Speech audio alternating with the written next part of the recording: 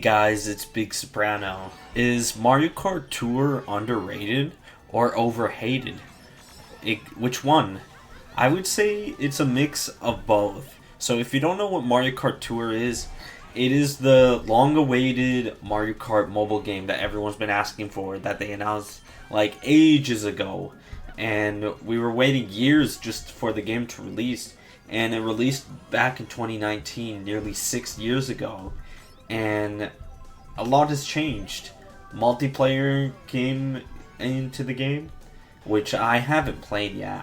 I don't have any friends to play it with, but there's multiplayer now. Well, at least there has been for quite a long time, but anyways, is Mario Kart Tour bad or good?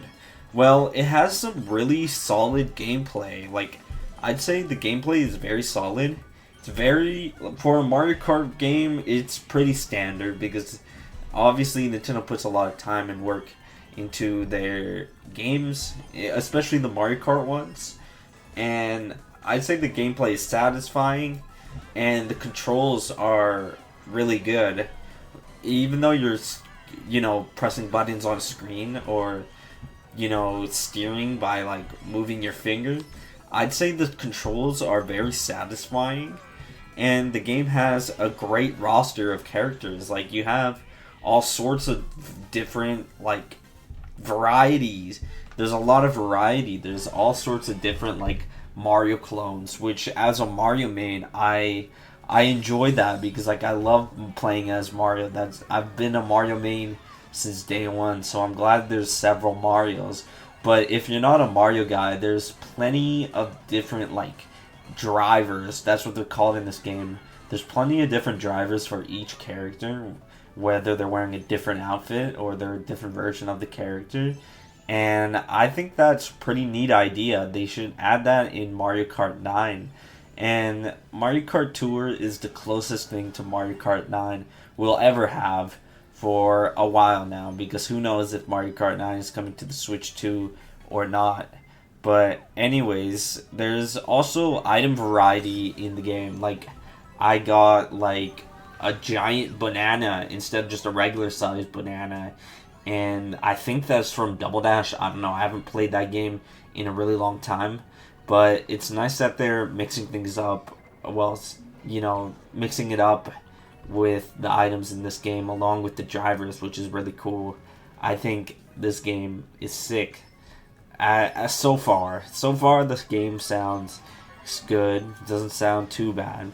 But the game also has good graphics for a phone game, and I think that is, when you look at the Booster Course Pass on Mario Kart 8 and the tracks ported from Mario Kart Tour, obviously the graphics aren't great, but for a phone game, like, I'm not really a phone gamer. I don't ever play games on my phone, and the only time I play games is one of the Mario games once in a blue moon, and today is one of those days, so I thought I'd make a video about Mario Kart Tour. But the graphics are great for a phone game, honestly. I can't believe I'm playing this on my phone. But I guess phones have advanced this and that or whatever. So it has solid gameplay, satisfying controls, a great roster, item variety, and good graphics. But the negatives are the bad business practices. Like, there's all sorts of microtransactions. There's like 2 different types of currencies, and to get drivers you have to buy a warp pipe, and it's like a gacha system. You like pull the warp pipe back and it shoots out like a character, and the thing is, you could get duplicates of characters, you could get car items, you could get like absolute crap from buying a warp pipe. But the good thing is, you don't have to buy the warp pipes or any of the drivers at all. You just have to be really lucky or grind. But I'm glad I got my favorite character, Mario, in the Sunshine outfit, because I didn't even have to pay a single dollar for it. I'm pretty sure I just paid like a certain amount of coins, but it was coins that I gained just from regularly playing the game. Like, I didn't grind at all, and I'm glad I was able to get the Sunshine Mario, because that's what my favorite outfit for Mario. If you're gonna play Mario Kart Tour, just don't pay. Don't give Nintendo money for their shitty business practices. Like, obviously everyone knows this.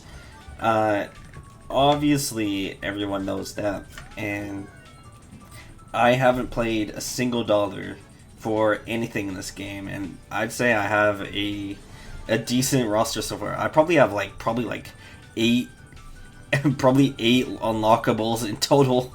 Not even joking. The amount of shit you get is so little, but it's honestly rewarding when you're able to get something you actually want, because it's not hard. It's just it takes some playing of the game to get to. But is Mario Kart Tour really that bad? Well, I feel like this topic has been overdone. It's a solid game with shitty business practices, and everyone knows about the business practices, but I haven't heard anyone say just don't pay and it's fun. So if you just don't pay for anything in the game, it's a pretty decent Mario game on the phone. Like, if you don't have Mario Kart 8 or Switch, it's a pretty decent Mario game to play.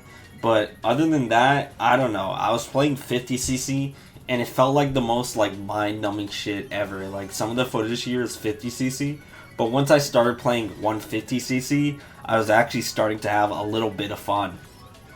And I didn't even win that round, the rounds that I played 150cc. So that's how you know it's actually fun, where you just don't, where it's not just a cakewalk.